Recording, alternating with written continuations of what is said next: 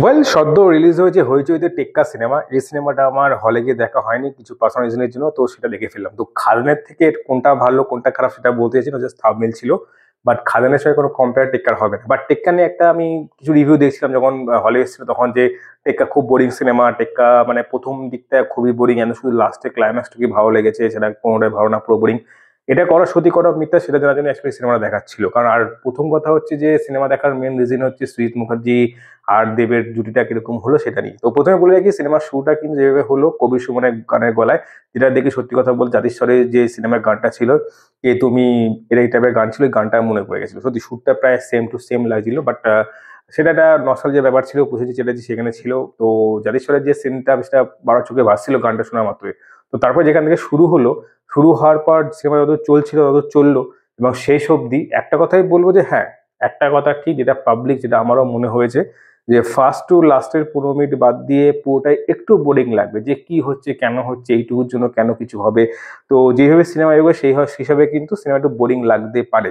আর পাশাপাশি একটা কথা বলবো যে সিনেমা যেটা সব থেকে বেশি আমার নজরকে, সেটা হলো যে হয়তো সেটা নিয়ে কেউ কথা বলতে চাইনি, বাট আমার মনে হলো যে এই নজরটা কিন্তু এই প্রথমবার সিনেমা, কোনো বাংলা সিনেমা দেখানো হলো, সেটা হচ্ছে হিন্দু মুসলিম যে ব্যাপারটা, সেটা কিন্তু বারবার মানে কোনো জায়গায় গিয়ে মনে হলো যে শেষে গিয়ে মেন ফান্ডা এটাই ছিল যে হিন্দু ভার্সেস মুসলিম, মুসলিম যে ব্যাপারটা সেটাকে একটু হাইলাইট করা, মানে হালকা করে হাইলাইট করা হয়েছে, বাট একটু মানে হয়েছে। বাট আমার মনে হয় সেই সময় লোকে হয়তো অন্য কিছু নিয়ে ব্যস্ত ছিল, যার জন্য এই ব্যাপারটাকে হাইলাইট করেনি, কারণ সেই সময়টা আরজি করে একটা ঘটনা ঘটেছিল। বাট যদি এটা অন্য নর্মাল সময় হতো, বাট সেই দিকটা দিয়ে কিন্তু অনেক ঘটনা, অনেক কথা চলতো। কারণ হিন্দু মুসলিম ব্যাপারে যেভাবে দেখানো হয়েছে, সেটা করা ভালো করা খারাপ সেটি বিচার করছি না, বাট হ্যাঁ, মেন ব্যাপার যেটা ছিল সেটা হিন্দু ভার্সেস মুসলিম ব্যাপারটা ছিল। বাট আলটিমেটলি লাস্টে যেটা দেখা গেল যে পলিটিক্যাল একটা ইস্যু দেখানো হলো, তো ইস্যু দেখানো হওয়ার পর যেটা ঘটনা সেটা পর শেষ করে দেওয়া হলো। তো আলটিমেটলি পুরো সিনেমাটা আমার মানে অ্যাজ এ পার সিনেমা যদি দেখতে বলা যায় তাহলে বলবো হ্যাঁ, খুব বোরিং লাগছিল। মানে লিটারেলি আমার ঘুম পেয়ে গিয়েছিল রাতের বেলা দেখছিলাম। বাট লাস্টের 15 মিনিট যখন টুইস্টটা ঢুকলো, তখন সত্যি কথা ঘুম উড়ে গেল। মানে লাস্টের টুইস্টটা এতটাই সুন্দর ছিল, মানে ওটা আনএক্সপেক্টেড, ওটাকে এক্সপেক্ট করবে না যে এরকম টুইস্ট এই ধরনের সিনেমায় পাওয়া যাবে বা এইভাবে আসবে। কারণ যেটুকু ট্রেলার দেখানো হবে পুরোটাই আমরা জেনে গেছি, আর ওই ওই ট্রেলারটাই যেটুকু দেখা সেটাকে একটু এলাবোরেট করে পুরোটা দেখানো হবে পুরো সিনেমা জুড়ে।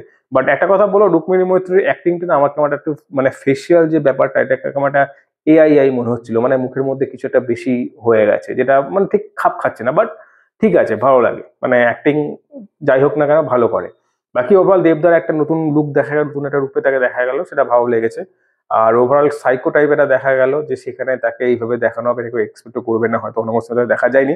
বাট যেটা হয়, টেক্কার সময় কিন্তু খাদানের একটা হাইপ ছিল, যেটা টেক্কাটাকে হালকাভাবে হলেও সাইড করেছিল। বাট অ্যাজ পার সিনেমা শীত মুখার্জি প্লাস দেব সেইভাবে আমার সিনেমাটা জমেনি। বাট হ্যাঁ, টাইম পাসের জন্য, ওয়ান টাইম ওয়াচের জন্য ঠিক আছে। মানে আর সত্যি কথা বলতে যারা ছিল, মানে টোটা রায়চৌধুরী থেকে শুরু করে কৌশিক সেন, এরা অ্যাজ এ কেমিও রোল করেছে। তো কি কেমিও ছিল সেটা তোমার না দেখলে বুঝতে পারবে। তো যদি অবশ্যই দেবদাস সিরিজরা ফ্যান হও, তো অবশ্যই সিনেমা দেখতে পারো, হইচই চলে এসেছে।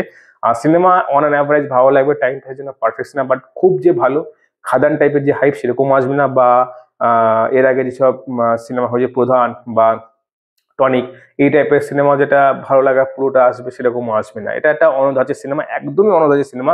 লাইক জাতিস্বরটাও আমার তাও বলবো যে খানিকটা ভালো লেগেছিল, বাট এই সিনেমাটা একটু খানিকটা কোথাও গিয়ে একটা গন্ডগোল পাকালো। তো সেটা দিক দিয়ে বলতে গেলে আমার মানে অ্যাভারেজ লেগেছে, অ্যাভারেজ লেগেছে। তো বাকি তোমাদের যারা দেখেছে এই সিনেমা তাদের কেমন লাগছে অবশ্যই কমেন্ট করো বন্ধুরা। আর এই পর্যন্ত দেখার পরে ভিডিওতে, বাই বাই।